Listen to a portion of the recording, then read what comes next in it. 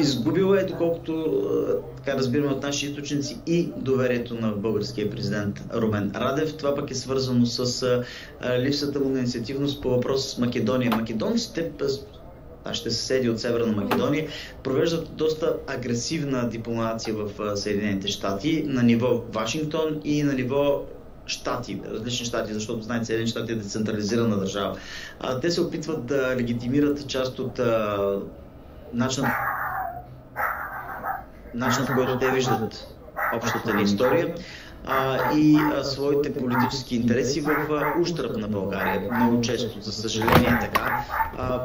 Подходът е агресивен. Те опитаха да прекарат през Американския конгрес няколко резолюции, които да обявят определен месец на македонското културно наследство, което няма нищо лошо. Това е страхотно да не се получи, но това, което пише в тези резолюции, е смехотворно. Едното беше доста забавно, че първите македонци дошли да с кораба на Христофор Колумб, че тук живеят над половин милион македонци, които са македонски граждани, които не са от територията Македония, защото знаем кога започва македонската държава, тя по-млада от мене. Всъщност, липсата на действие по тези резолюции в Вашингтон беше забелязана и от София.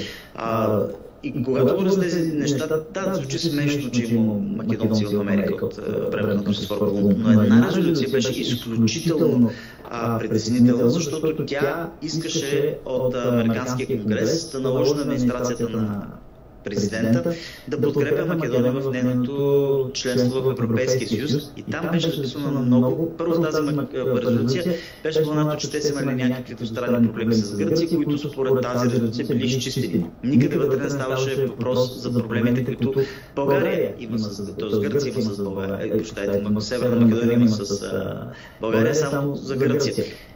И имаше едно много интересно изречение, че Американския конгрес нарежда на администрацията, на държавния департамент и на всички съюзници на Съединените щати по света да подкрепят безусловното присъединяване на Република Северна Македония към Европейския съюз без никакви двустранни ограничения, уговорки и условия, което е в сериозен пряк ущърб на българския национален интерес, който изисква да се спазват Парижкото споразумение на ЕТ, да се спазват добросъседския договор, който имаме с Република Северна Македония. Това беше безусловна подкрепа за членството на страната в Европейския съюз, а именно без никакви двустранни условия. И позицията на посланика тогава беше да не се прави нищо.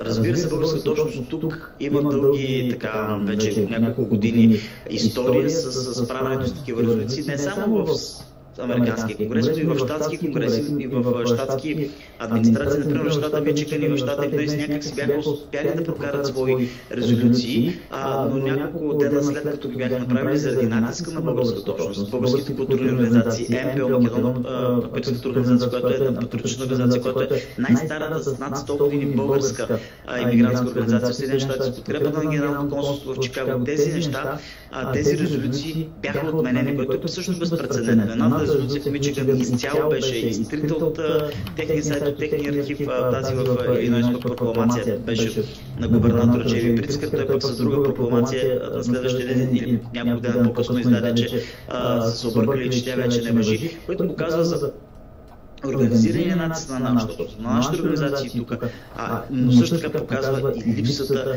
на централизирана стратегия, която идва от Вашингтон, защото не просто тези резолюции не трябва да се приемат, те не трябва да се внасят.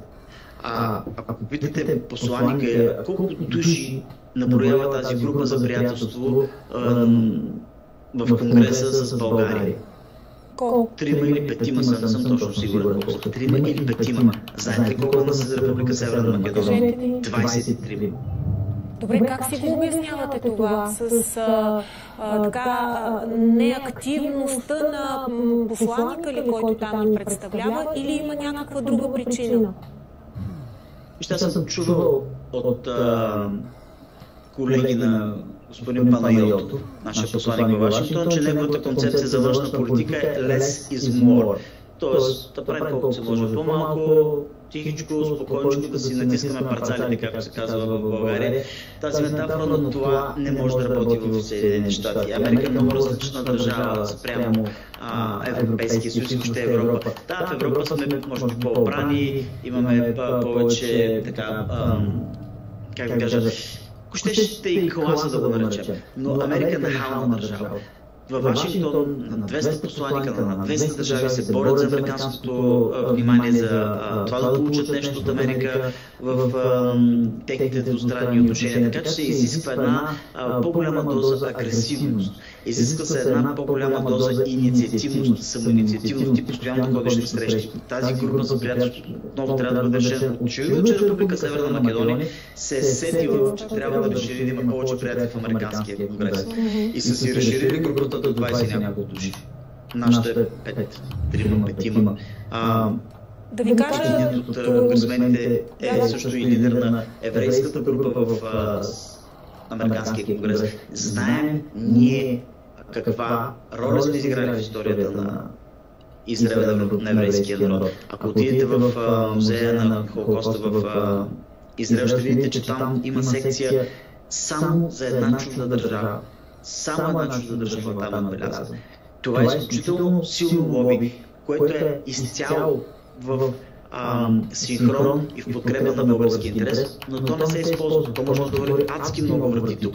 Паралелно с това, понеже ние през 1988 година, 1988 година признаваме и палестинската държава, пък сме в тази много напрегната ситуация, в уникалната ситуация да можем да говорим и с едната, и с другата страна, и те да ни имат доверие. И това са моменти, които могат да бъдат използват българската държава за постигане на нашия национален интерес, защото той е важен.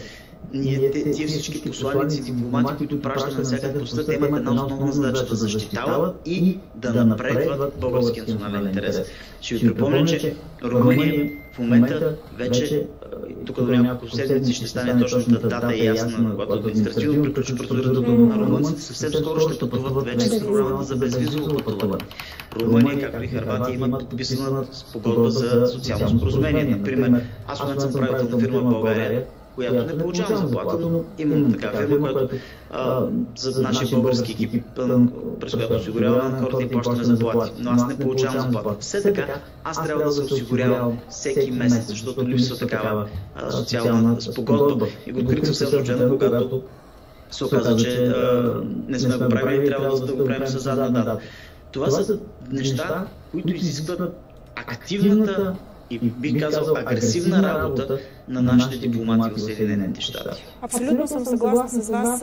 Моля ви, кажете ми, дали интересът на американското общество е насочен така, както тук у нас, към вероятната среща и разговори между Доналд Тръмп и Владимир Путин? Американското общество, аз не обичам тези генерализации, като ме питат какво е в Америка или американското общество, са 330 милиона души, които по-малко от около 60%